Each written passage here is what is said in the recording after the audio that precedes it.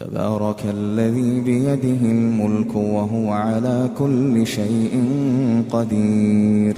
الذي خلق الموت والحياة ليبلوكم أيكم أحسن عملا وهو العزيز الغفور،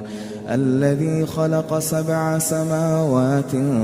طباقا ما ترى في خلق الرحمن من تفاوت فارجع البصر هل ترى من فطور ثم ارجع البصر كرتين ينقلب إليك البصر خاسئا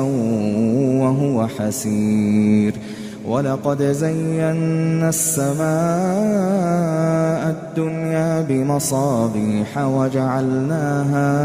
وجعلناها رجوما للشياطين وأعتدنا لهم عذاب السعير، وللذين كفروا بربهم عذاب جهنم وبئس المصير، إذا ألقوا فيها سمعوا لها شهيقا وهي تفور تكاد تميز من الغيظ كلما ألقي فيها فوج سألهم خزنتها ألم يأتكم نذير قالوا بلى قد جاءنا نذير فكذبنا وقلنا ما نزل الله من شيء إن أنتم إلا في ضلال كبير، وقالوا لو كنا نسمع أو نعقل ما كنا في أصحاب السعير، فاعترفوا بذنبهم فسحقا لأصحاب السعير، إن الذين يخشون ربهم بالغيب لهم مغفرة وأجر كبير، وأسروا قولكم أو اجهروا به إنه عليم بذات الصدور، ألا يعلم من خلق وهو اللطيف الخبير، هو الذي جعل لكم الأرض ذلولا فامشوا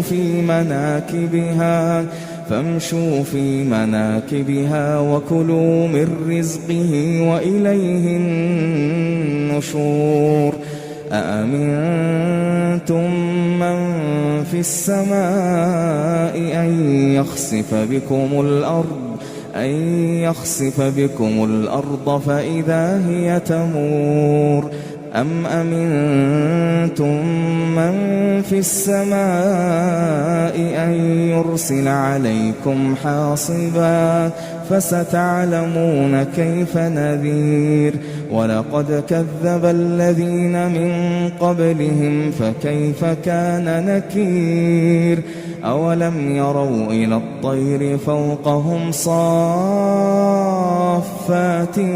ويقبضن ما يمسكهن إلا الرحمن إنه بكل شيء بصير، أمن هذا الذي هو جند لكم ينصركم من دون الرحمن إن الكافرون إلا في غرور، أمن هذا الذي يرزقكم إن أمسك رزقه بل لجوا في عتو ونفور، أفمن يمشي مكبا على وجهه أهدى أمن يمشي سويا على صراط مستقيم، قل هو الذي أنشأكم وجعل لكم السمع والأبصار والأفئدة قليلا ما تشكرون، قل هو الذي ذرأكم في الأرض وإليه تحشرون ويقولون متى هذا الوعد إن كنتم صادقين قل إنما العلم عند الله وإنما أنا نذير مبين فلما رأوه زلفة سيئت وجوه الذين كفروا وقيل هذا الذي كنتم به تدعون قل أرأيتم إن أهلكني الله ومن معي أو رحمنا فمن يجير الكافرين من عذاب أليم قل هو الرحمن آمنا به وعليه توكلنا فستعلمون من هو في ضلال مبين قل أرأيتم إن أصبح ماؤكم غورا فمن يأتيكم بماء معين